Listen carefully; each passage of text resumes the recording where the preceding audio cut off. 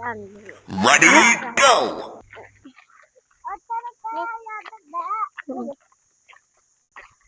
ඉගෙන ගන්නයි හදන්නේ.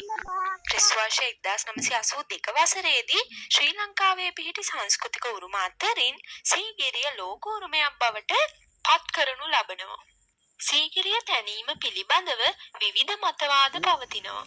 කාශ්‍යප රජතුමාගේ පියා වුණු ධාතුසේන රජතුමාව ඝාතනය කරලා රජකම ලබාගත්තු කාශ්‍යප රජතුමා මුගලම් කියන තමන්ගේ සහෝදරයාට බියෙන් ආරක්ෂාව සඳහා සීගිරි පර්වතයේ බලකොටුවක් ඉදි කළ බව මූලාශ්‍රවල සඳහන් වෙනවා. අපි මුලින්ම බලමු මේ සීගිරියේ භූගෝලීය පිහිටීම ගැන. මධ්‍යම පළාතේ මාතලේ දිස්ත්‍රික්කයේ දඹුල්ල ප්‍රාදේශීය ලේකම් කොට්ටාශය තමයි මේ සීගිරිය පිහිටලා තියෙන්නේ. සීගිරියේ ඇති විශිෂ්ට ගෘහ නිර්මාණ ශිල්පය, ඒ වගේම කැටපත් පවුර, සීගිරි චිත්‍ර, සිංහ පාදය, උද්‍යාන පොකුණු, දියාගල් මේවා ගැන පරීක්ෂා කරලා බලනකොට සීගිරිය බලකොටුවක් වගේම විශිෂ්ට කලාගාරයක් බවටත් අපිට හඳුන්වන්න පුළුවන්.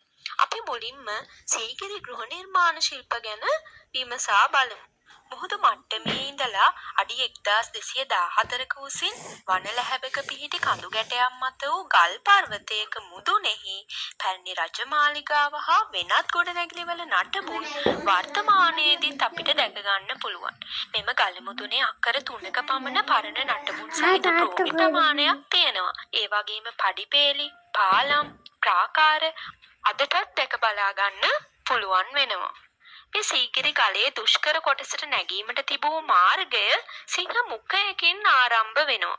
මේ සිංහ රූපය නිසා මේ ස්ථානයට සීහගිරි හෙවත් සීගිරි යන නම යොදා ඇති බව විශ්වාස කරනවා.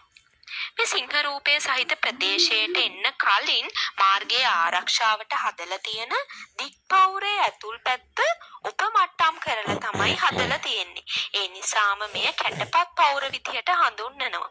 මේ කැටපත් පවුරේ ලියා තියෙන ගී සීගිරි කුරුටු ගී විදිහට ප්‍රකටයි. වසර 1500ක් පමණ පැරණි සීගිරි සිතුවම් සීගිරි ලෙන් තුල දක්නට පුළුවන්. පර්වතයේ පාමුල ඇති ලෙන්වලද සිතුවම් කොටස් දැකිය හැකි නමුත් සීගිරි සිතුවම් විදිහට වඩාත් ප්‍රචලිත පර්වත කෙවෙනිවල තියෙන ශ්‍රී රූප. සීගිරි කඳු මුදුනේ ඉඳලා බලනකොට බටහිර විශාල පෙදෙසක් උද්‍යානයේ ව්‍යාප්ත වෙලා තියෙනවා. සෙන්රත් පර්ණවිතාන මහතා මේ උද්‍යානය ප්‍රමද වනයේ විදිහට නම් කරලා තියෙනවා. ඒ වගේම සීගිරි උද්‍යානය තුල ජල උද්‍යානයකුත් පිහිටලා තියෙනවා. සීගිරියේ ජලමල් තාක්ෂණය කියලා කියන්නේ අපේ අතීත තාක්ෂණය ලොවට පෙන්눔 කරන විශිෂ්ට නිර්මාණයක්. වේගවත් ගලා යන ජල පහරකට බාධාවක් යෙදීමෙන් මේ ජලමල් නිර්මාණය කරලා තියෙනවා. වර්ෂාව සහිත කාලයේදී මෙම ජලමල් අදටත් ක්‍රියාත්මක වෙනවා. ගලක් මුදුනේ මෙවැනි මාලිගාවක් තැනීම, ඒ වගේම මාලිගාව තැනීමට අවශ්‍ය ද්‍රව්‍ය ප්‍රවාහනය කළ ආකාරය මේවා ඉතා විස්මයජනකයි. වර්තමානයේ වගේ පහසුකම් නොමැති කාලෙක වුණත් මේ දේවල් කෙසේද කළේ යන්න පුදුම සහගත කරුණක්. ඒ වගේම තමයි අපේ මේ පුංචි දිවයිනේ විශිෂ්ටත්වය ලෝකෙට ගෙන යාමට හැකියාව ලබා දීපු අපේ අතීත ඉහළ නිර්මාණකරුවන්ට පුංචි අපි කෘතවේදී වෙන්න ඕනේ. එහෙම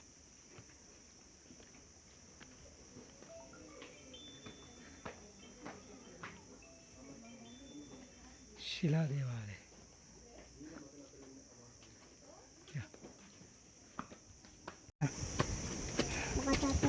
मैटे की लगी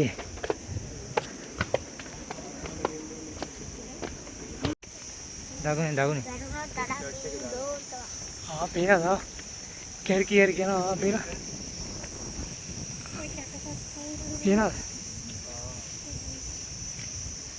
हैं කොහෙද ඒක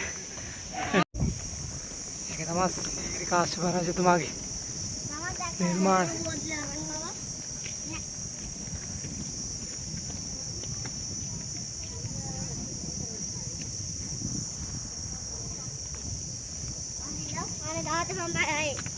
ඒලා දාත ගාටෙන්